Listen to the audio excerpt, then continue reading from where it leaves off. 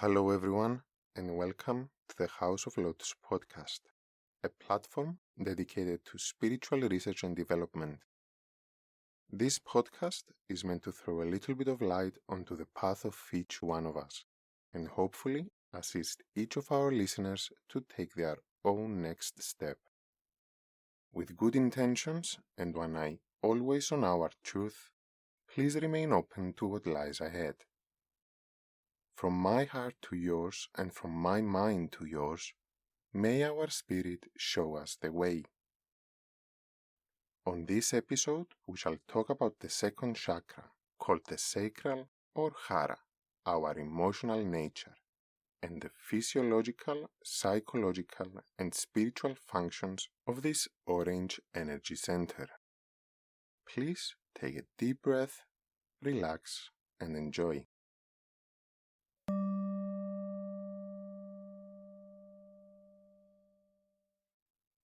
The chakras are energy centers within our bodies, each corresponding to their own physical, emotional, mental, and spiritual functions, all of them interconnected.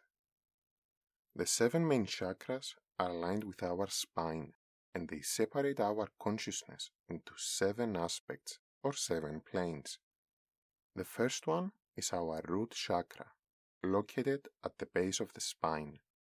It is the center responsible for our connection with the physical realm and the physical body, wherein lie our sense of safety, strength, and stability, as well as issues of our survival, our home, food, money, and work.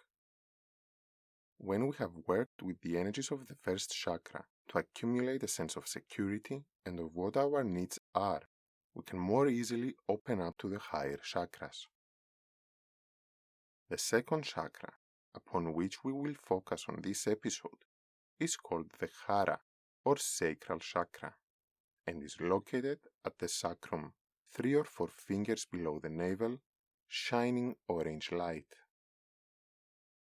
Herein lie our feelings and emotional body, our desires, sexuality, creativity, and spontaneity, as well as our ability to move with the flow, like the water, which is the element of this chakra. As it is associated with water and the fluidity of our emotions, this energy center is also responsible for all liquids in our bodies, like the blood, lymph, gastric fluids, and the semen. The kidneys for the liquids regulation and cleansing, and the urinary bladder to let them go.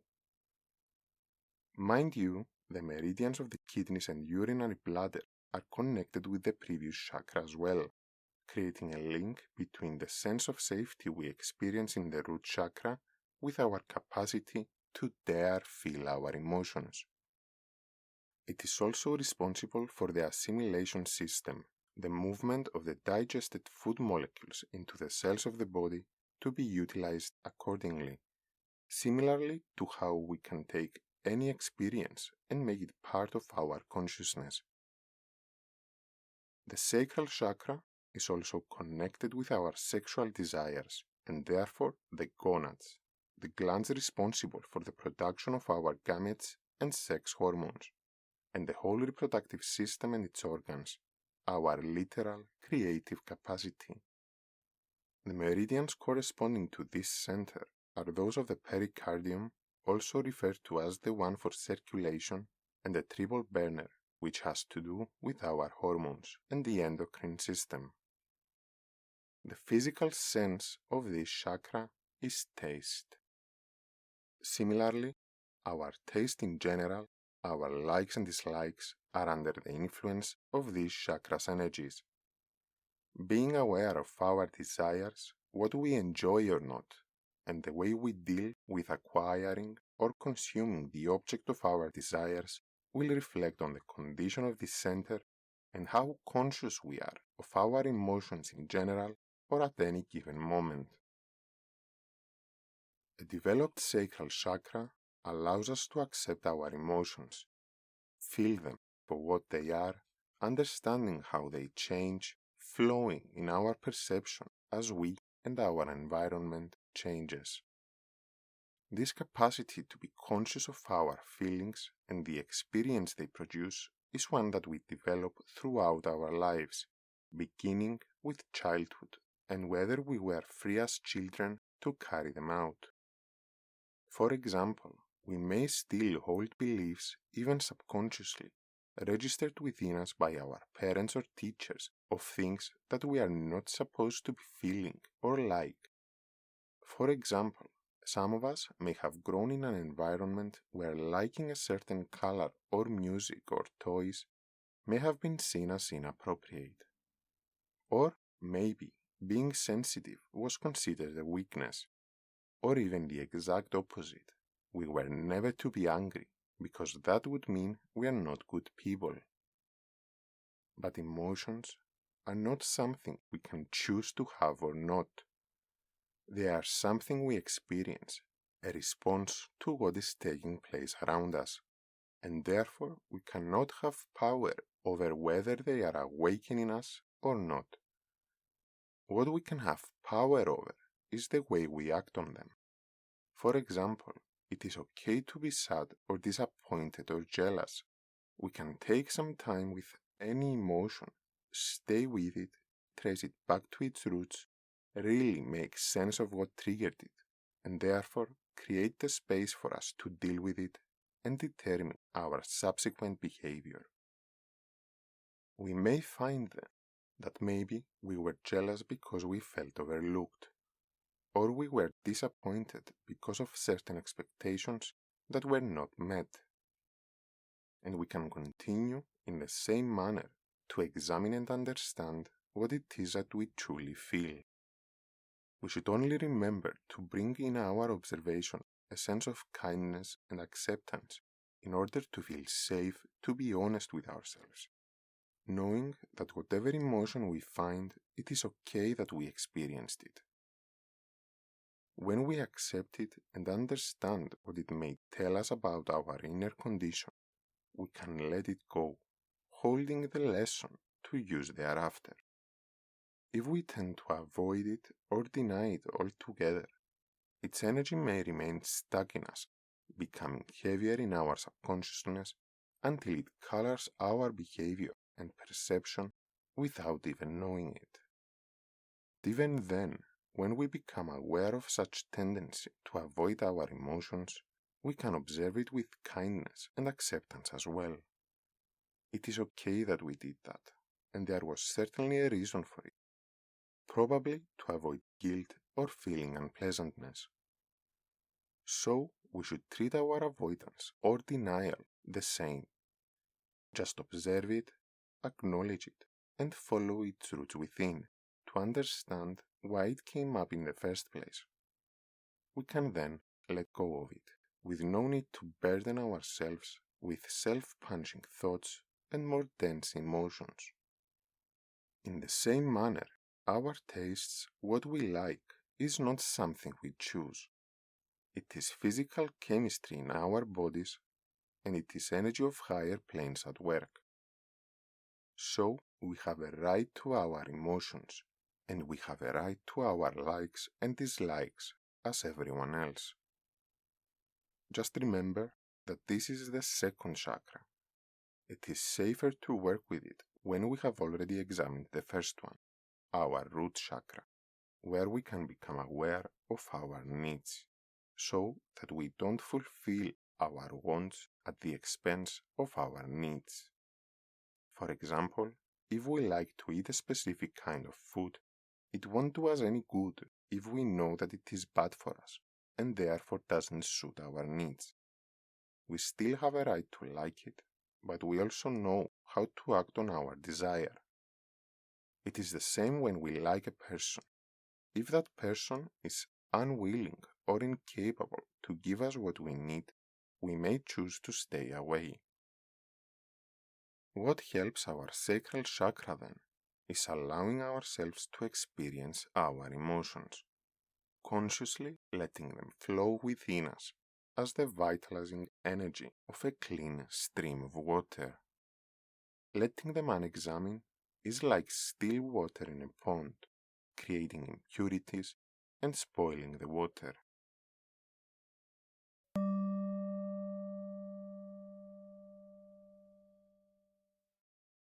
Being mindful of our emotions, allowing ourselves to experience them, gives us a great deal of information. Our emotions are created as a response to what happens to us or around us. Through them, we can get feedback, discover how certain situations or people or behaviors have an effect on us, and therefore we can decide what to do thereafter. Maybe we need to re-evaluate what we allow in our lives, or we may reason with them to see whether an emotion was created by a misunderstanding, a difference between our perception of what took place in relation to what actually happened. Letting our emotions elude our conscious mind does not mean that they don't still affect us. The energy they generate does affect our experience, whether we know it or not. And whenever we are trying to escape them, either consciously or not, we may turn to the object of our desires, consuming it in excess degree to give ourselves something we enjoy in order to cover what we don't. For example, when there is an emotion we don't want to feel, we may throw food on top of it, letting the energies of our sacral chakra be busy with food instead of feelings. Or the exact opposite, we may stop eating altogether in an attempt to close down all aspects of this chakra. If this tendency continues in our lives, it may create a normalcy of trying to find something to distract us from our emotions, and therefore creating an imbalance in our desires and form addictions of whatever nature. What we consume, our food and drinks, fall within the scope of this chakra. They are therefore deeply connected with our emotions. How we eat and what we eat will inform us of the state of our sacral center and the way we tend to deal with our emotions. The quality of our food, if we eat too fast or too much, or taking our time to enjoy our lunch, giving our bodies the time to process it, are all reflections of our emotional state, either in general or at a specific moment. So, next time you eat something, bring your awareness to the amount and quality of your food, as well as the way you consume it, and consider what it might tell you for the way you deal with your emotions. Remember to turn within with a state of kindness and acceptance. The point of becoming aware of how we function in this world is not to find things to feel bad about or reasons to punish ourselves, but to facilitate understanding that will help us grow and develop. The sacral chakra balances the energies of the third eye chakra. This means that our emotional state affects our perception, what we can bring to our awareness either from the physical plane or higher realms. This we can see carried out in everyday life and spiritual experiences as well. Depending on our emotional condition, we may understand an event very differently than we would normally do. Similarly, when we try to contact higher realms or raise our consciousness, when not aware of our feelings, our perception will be clouded, and what we think we see will be based on what we feel instead of reality. We have mentioned again and again in our episodes that spiritual development cannot occur without the development of the personality. Matters of the earthly plane or denser nature, like emotions, should not be overlooked in our impatience to experience spiritual dimensions, for they are tightly connected in our consciousness. It is the transmutation of the personality and its issues that will allow a realignment towards impulses from the soul, not the other way around. In our sacral chakra, lies our ability to connect with the dance of creation. Through awareness of our emotions and the development of this center, we can come in contact with the joy that is the creative energies of the universe, see it all around us in nature, and understand that as our feelings are responses in relation to others, creative forces are based on the fluid interaction between the feminine and masculine energies existing in various degrees around us, but ever balancing in the whole picture of nature. This principle of creation is expressed in humans through this center, with our creative abilities in all manners. Maybe we are artists, writers, actors, or dancers.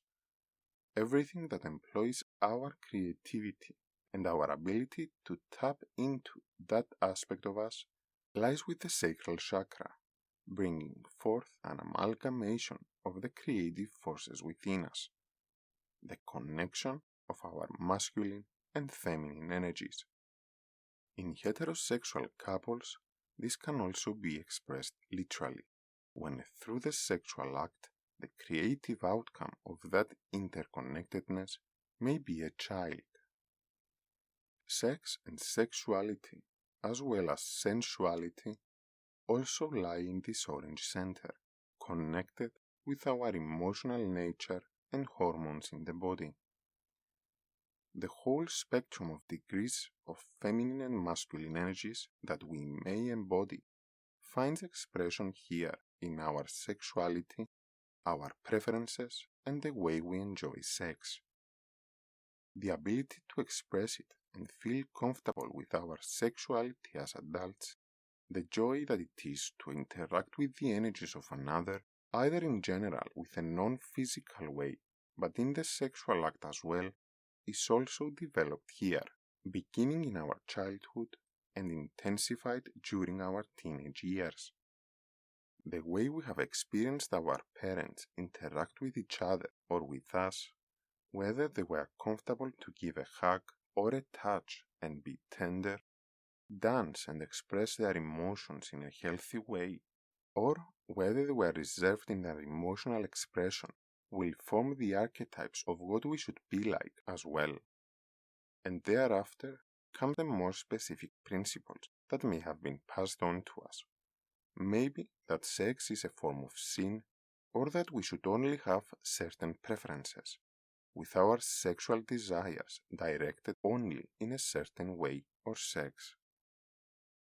Closing our ability to accept our sexuality and sensuality can cause restrictions in carrying it out, and therefore lead us to express it only through fantasies. Fantasizing alone, with no means to experience our desire, can lead us to further blockage that will ultimately come rushing out in damaging ways. Maybe we cannot enjoy sex or need to bring into it power plays reflecting the restrictive control we try to impose on ourselves. When we become aware of such tendencies, our emotions, desires, and sexual experiences, and accept them with kindness and understanding, they can become a thing of joy, instead of unsafety, guilt, or unpleasantness. We can then open up and become free to be spontaneous, capable to move with and adapt to the flow of change as one emotion transforms into another, allowing a vitalizing fluidity within us that energizes and brings joy in our lives.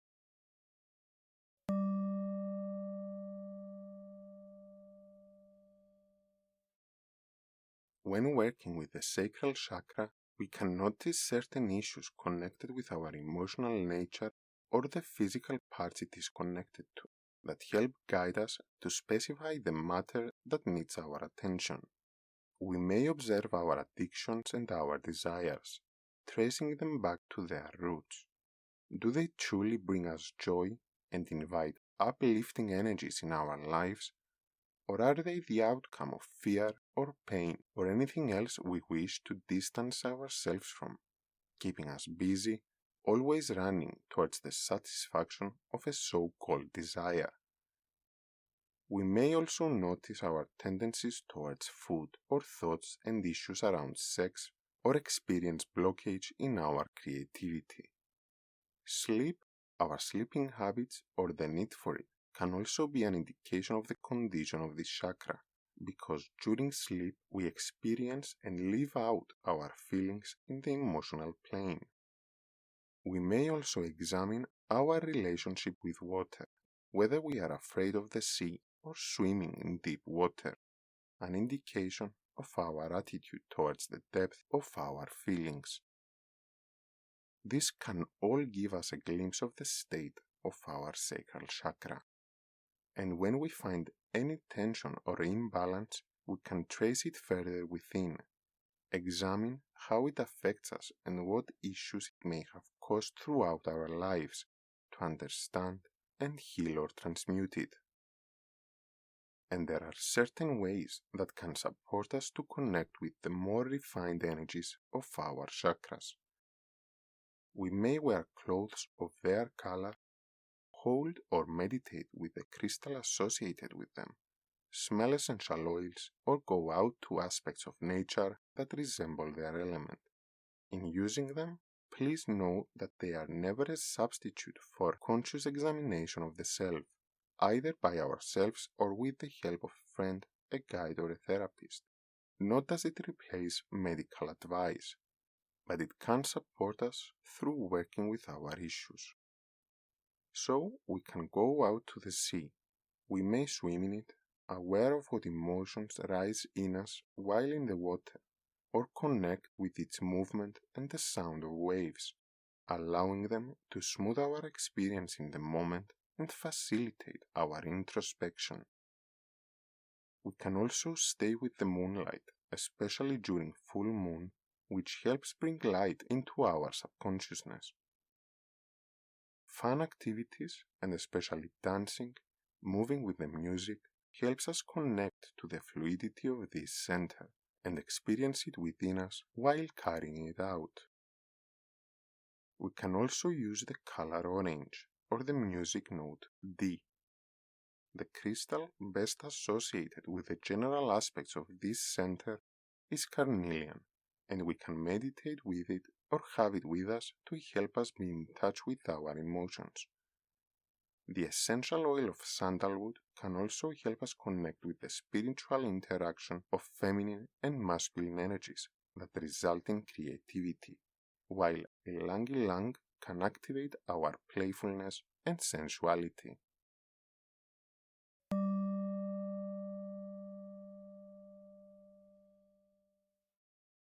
Let us now sum up. The sacral chakra is the second of the 7 main energy centers located at the area of the pelvis. Following the first chakra and our physical nature, this orange center corresponds to our emotional body and nature.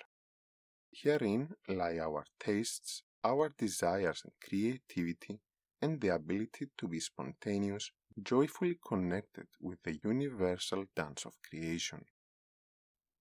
Food, sex, and the arts all fall within the scope of functions on this chakra, and the way we experience and tend to deal with them will reflect on its condition. Being mindful of our feelings, understanding what caused them, and allowing them to flow within us like crystal clear water allows us to be safe in experiencing them all and flow in harmony with the universe. So, we can work on our skill for awareness, the capacity for observation, and take care of what we find.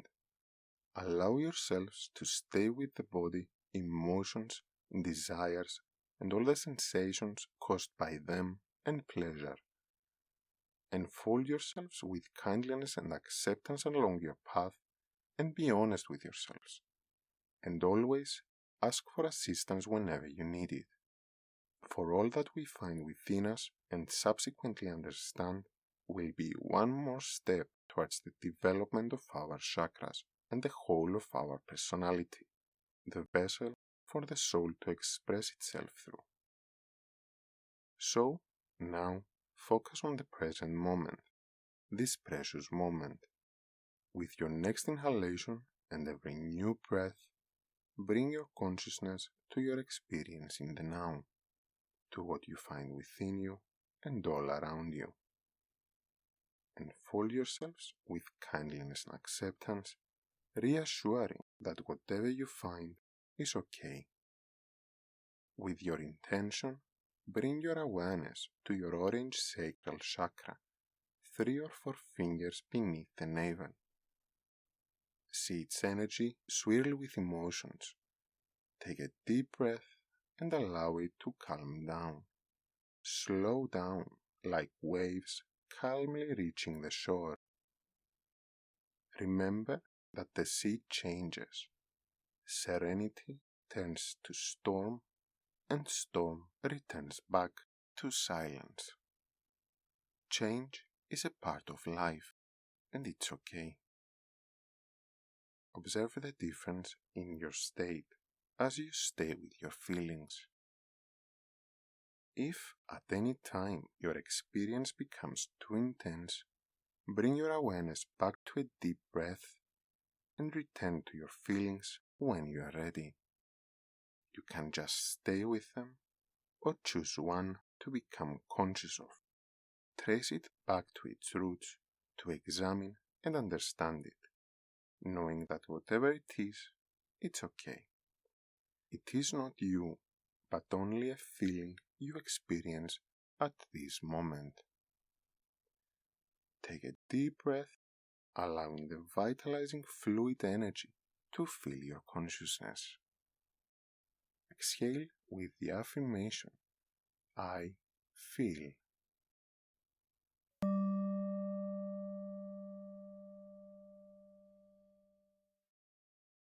Thank you very much for listening to the House of Lotus podcast.